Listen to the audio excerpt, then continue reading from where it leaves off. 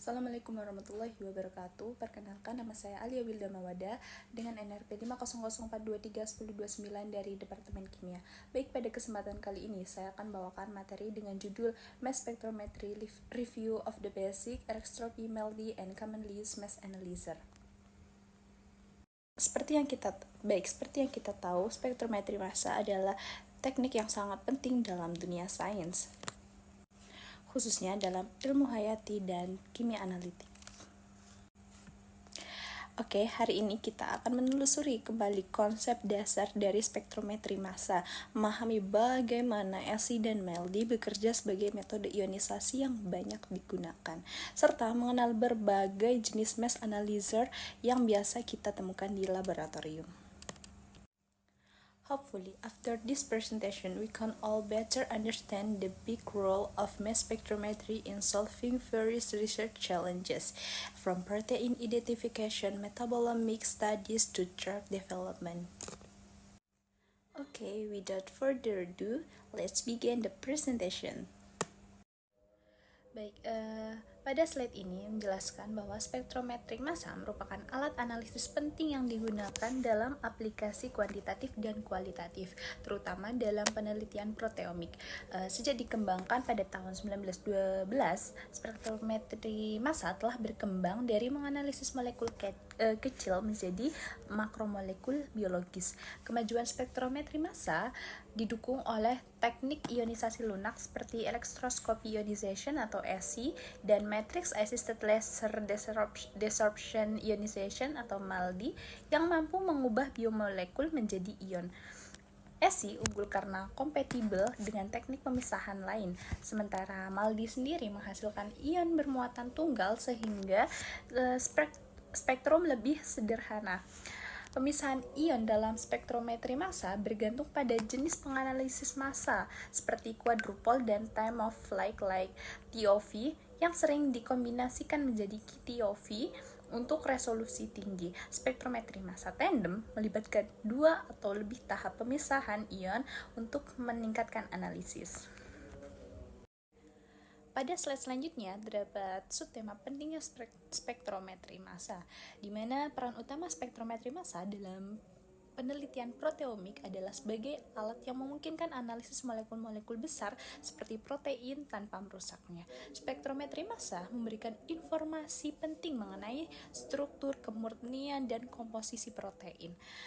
Dengan adanya teknik ionisasi lunak seperti ESI dan MALDI, spektrometri massa menjadi kunci dalam studi proteomik karena memungkinkan karakteristik protein secara akurat, termasuk berat molekul dan identifikasi protein dalam campuran biologis kompleks. Untuk selanjutnya, untuk menganalisis protein dan ekstrak biologis, spektrometri massa sering dihubungkan dengan teknik pemisahan seperti kromatografi cairan bertekanan tinggi atau HPLC-MC atau elektroforesis kapiler atau CEMC. Sampel protein dapat dianalisis dalam bentuk murni atau campuran tanpa prosedur pemisahan tambahan. Namun sebelumnya, keterbatasan metode ionisasi seperti EI dan CI yang hanya mampu menganalisis molekul kecil dan volatil membatasi analisis protein besar. Dengan munculnya teknik ionisasi lunak, protein dan biomolekul kompleks lainnya dapat diubah menjadi ion fase gas tanpa degradasi, memungkinkan analisis yang lebih efektif. Dan juga kemajuan besar dalam teknik ionisasi lunak terjadi dengan diperkenalkannya metode seperti ESI dan MALDI. Kedua teknik ini memungkinkan ionisasi molekul biologis besar seperti protein dan peptida tanpa merusaknya. ESI dan MALDI dapat menghasilkan ion terprotonasi dan juga bisa disebut dengan ion terdeprotonasi yang stabil dan cocok untuk analisis biomolekul polar dan tidak stabil secara thermal yang sebelumnya tidak dapat dianalisis menggunakan metode EI dan CI. Wow, ionisasi lunak ini menjadi revolusioner dalam dunia proteomik karena membuka peluang analisis protein hingga berat molekul tinggi dengan sensitivitas yang bagus dan juga lebih akurat dan lebih tinggi pada akurasinya.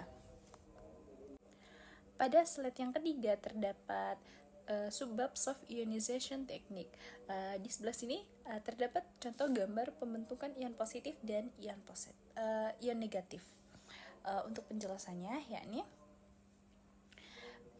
ion source dalam spektrometri massa adalah tempat terbentuknya ion bermuatan sebelum masuk ke bagian analyzer dan detektor. Metode ionisasi tradisional seperti elektron impact atau EI menggunakan berkas elektron berenergi tinggi untuk mengionisasi analit dalam fase gas, namun tidak cocok untuk molekul besar atau biomolekul. Untuk mengatasi keterbatasan EI, teknik lain seperti chemical ionization atau CI dan plasma desorption atau PD diperkenalkan. CI menghasilkan ion terprotonasi yang lebih stabil dibandingkan EI, tetapi tetap memiliki keterbatasan dalam rentang massa dan sifat volatilitas sampel. Dan untuk plasma desorption menjadi salah satu teknik ionisasi lunak pertama yang dapat menganalisis biomolekul hingga berat molekul 100.000 Da dengan energi internal minimal yang ditransfer ke analit. Seiring waktu dikembangkan, teknik ionisasi lunak lainnya seperti phase atom bombardment atau VAB, LSEMC, MELDI, dan SC.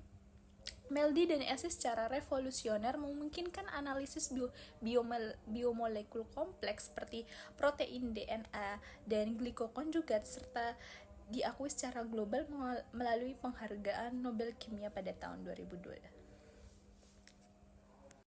Pada slide yang kelima ini, saya akan menjelaskan tentang ionization technique. Ionisasi SI bekerja dengan menyemprotkan sampel yang dilarutkan dalam pelarut polar melalui jarum tipis dengan tegangan tinggi 3 hingga 4 kV sehingga membentuk tetesan bermuatan tinggi atau nebulisasi. Tetesan tersebut mengalami penguapan dengan bantuan gas netral hangat, biasanya nitrogen. Kemudian tetesan mengecil hingga gaya tolak kolumbik antara ion melebihi tegangan permukaan pelarut. Akhirnya, ion dilepaskan ke fase gas. Ada dua teori utama tentang pembentukan ion di SI, yaitu metode penguapan ion dan model residu muatan. Dan pada efisiensi untuk antarmuka dengan teknik pemisahan, SI sangat efisien untuk dihubungkan dengan teknik pemisahan seperti kromatografi cair atau LCMS karena dapat beroperasi di bawah tekanan atmosfer dan memungkinkan infusi sampel langsung dari fase cair ke dalam sumber ionisasi. SI juga dikembangkan ke dalam teknologi nanospray dengan laju aliran sangat rendah yang sangat efisien untuk sampel biologis terbatas. Dan untuk yang ketiga, menghasilkan ion bermuatan ganda. SI mampu menghasilkan ion bermuatan ganda terutama melalui model residu muatan di mana tetesan menguap sepenuhnya dan meninggalkan ion tunggal yang bisa memiliki muatan ganda di akhir proses. Dan untuk yang keempat sendiri, ionisasi desorpsi laser berbatuan matriks, yakni translate dari Indonesia dan biasa disebut MELDI. Dalam MELDI, sampel dicampurkan dengan matriks dengan jumlah berlebih, kemudian dikeringkan hingga membentuk kristal, dan sinar laser UV kemudian membombardir kristal tersebut sehingga matriks menyerap energi laser dan mentransfernya ke analit yang menyebabkan desorpsi dan ionisasi analit ke fase gas. Untuk menghasilkan ion bermuatan tunggal dan meminimalkan kompleksitas spektral, MELDI biasanya menghasilkan ion bermuatan tunggal sehingga spektrum massa yang dihasilkan lebih sederhana atau minim kompleksitas spektral dibandingkan dengan SI yang sering menghasilkan ion bermuatan ganda. Pada subbab selanjutnya ini, saya akan menjelaskan mengenai metric assisted laser desorption ionization atau biasa disebut MELDI, dan berikut untuk contoh gambarnya serta untuk penjelasannya. MELD sendiri yaitu sumber ionisasi utama yang banyak digunakan dalam penentuan urutan protein dan penelitian proteomik serta sering dikombinasikan dengan teknologi ESI. Selain protein, MELD juga efektif untuk mempelajari DNA, lipid, dan glikokonjugat. Dalam prosesnya, sampel dilarutkan dicampur dengan matriks berlebih, dikristalisasi, lalu kemudian disinari laser untuk mengadsorb dan mengionisasi analit ke fase gas. MELD awalnya digunakan dalam kondisi vakum, namun sejak tahun 2000-an dikembangkan versi tekanan atmosfer atau biasa disebut AP-MELD yang lebih efisien dan ekonomis tentunya. Mekanisme pembentukan ion dalam MELD belum sepenuhnya dipahami dan pemilihan matriks bergantung pada jenis analit dan mode ionisasi dalam positif atau negatif.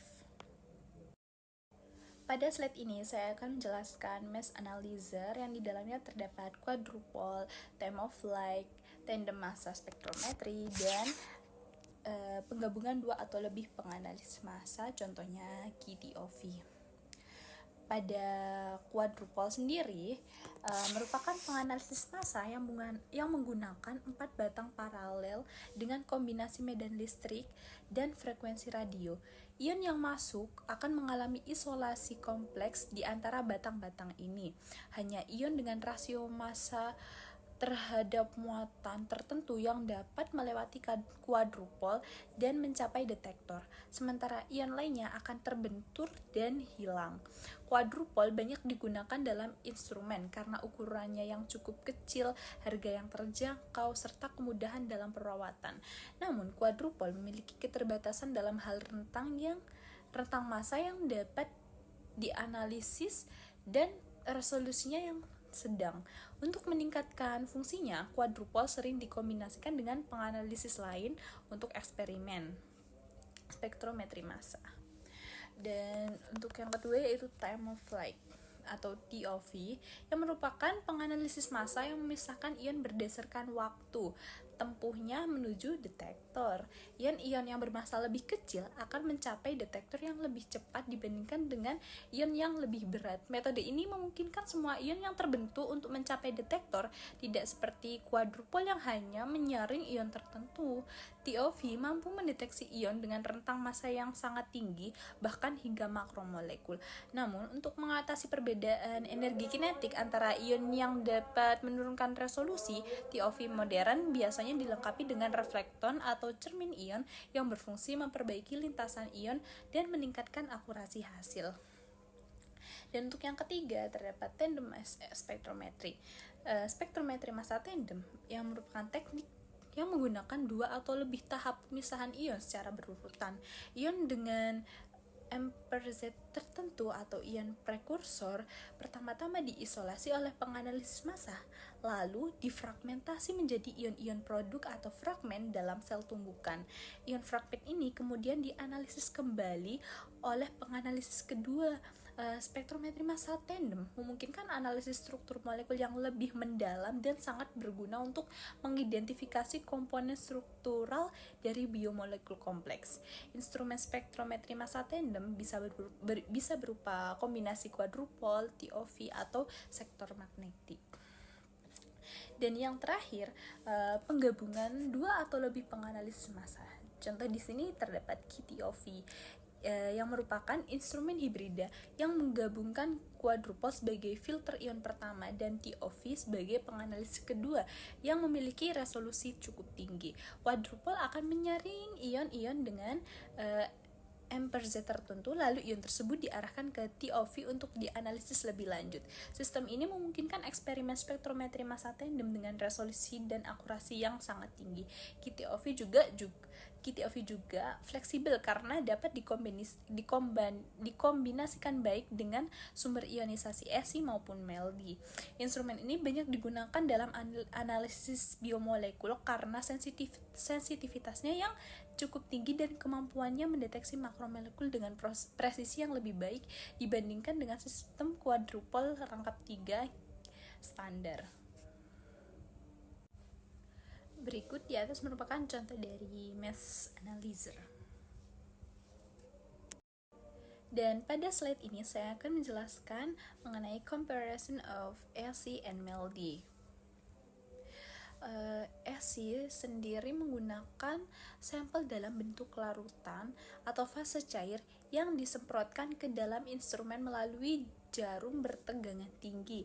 Sampel harus larut dalam pelarut polar agar dapat diinfuskan ke sumber ion.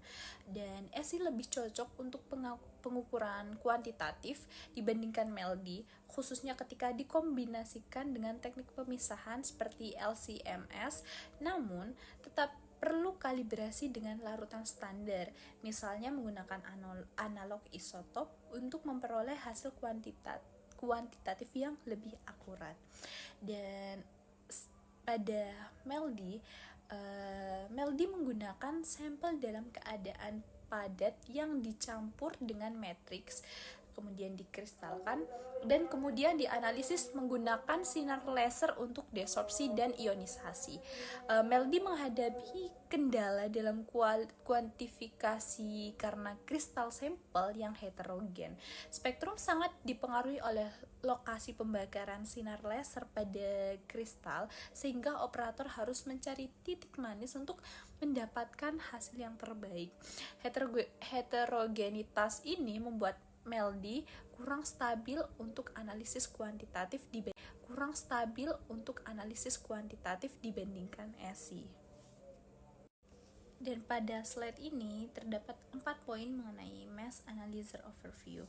Di sini terdapat penganalisis quadrupole, di mana terdiri dari 4 batang paralel yang diberi potensial DC dan frekuensi radio. Ion akan berisolasi di antara batang-batang ini, dan hanya ion dengan MZ tertentu yang dapat melewati filter ini menuju detektor.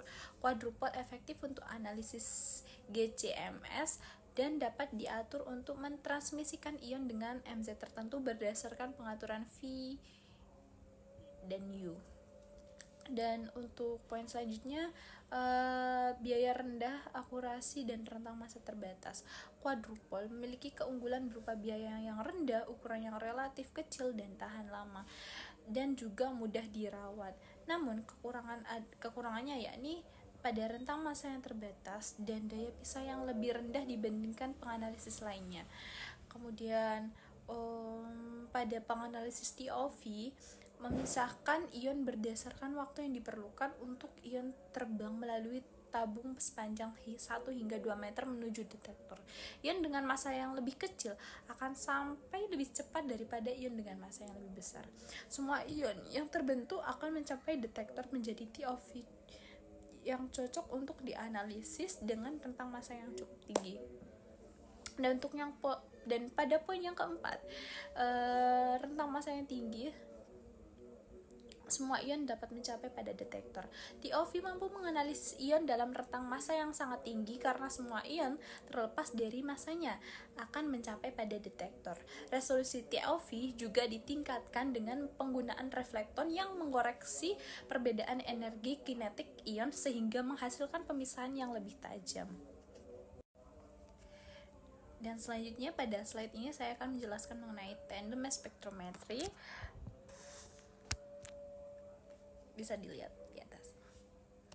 Oke, pada spektrometri massa tandem yang merupakan teknik yang memungkinkan isolasi ion spesifik berdasarkan rasio massa terhadap muatan untuk kemudian difragmentasi lebih lanjut dalam instrumen seperti quadrupole atau QTOV.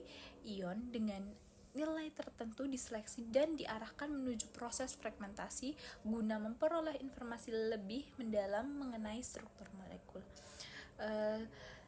Spektrometri massa tandem digunakan untuk memperoleh informasi struktural dan identifikasi molekuler dari senyawa dengan memecah ion terpilih menjadi fragmen-fragmen. Spektrometri massa membantu mengungkapkan rincian struktur molekul serta membantu mengidentifikasi senyawa yang tidak diketahui. Teknik ini banyak digunakan dalam pengembangan instrumen seperti QTOV yang menggabungkan quadrupole dan TOV untuk meningkatkan kemampuan analisis molekuler. Berikut untuk contoh dari tandem mass spectrometry sendiri, misalnya. Dan pada slide ini, saya akan menjelaskan mengenai hybrid mass spectrometry, di mana pada poin pertama, yakni kombinasi penganalisa quadrupole dan TOV. Kombinasi quadrupole dan TOV dalam spektrometri massa hibrida QTOV menciptakan sistem yang dapat melakukan isolasi ion secara selektif menggunakan quadrupole, lalu mengukur waktu terbang ion dengan TOV untuk mendapatkan informasi M per Z. Quadrupole bertindak sebagai filter ion untuk memilih ion target dalam rentang M per Z tertentu. Sedangkan TOV memberikan analisis massa yang cepat dan mencakup rentang massa yang lebih luas serta deteksi semua ion yang melewati quadrupole.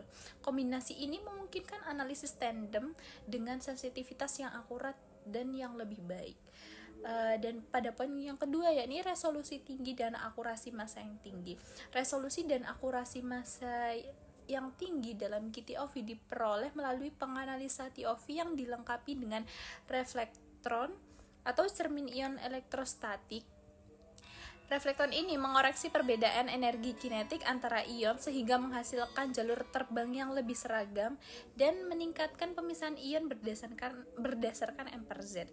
Dengan adanya reflektron dan lintasan ion yang lebih panjang, TOV mampu menghasilkan waktu terbang yang lebih stabil dan tentunya akurat, sehingga meningkatkan resolusi dan akurasi pengukuran massa ion. Dan pada poin yang ketiga, interaksi dengan SI atau MELD, QTOV sering diintegrasikan dengan teknik ionisasi seperti SI dan MELD. SI memungkinkan ionisasi molekul dalam fase cair dengan pelarut polar dan menghasilkan ion bermuatan yang dapat langsung diarahkan ke quadrupole. Sedangkan MELD menghasilkan ion dari sampel padat yang kemudian dianalisis oleh sistem QTOV. Kedua teknik ini sangat kompatibel dengan QTOV karena dapat menghasilkan ion yang sesuai untuk dipisahkan oleh quadrupole dan dianalisis dengan resolusi tinggi oleh TOV. Berikut merupakan contoh mengenai hybrid mass spectrometry atau QTOV. Dapat dilihat di atas.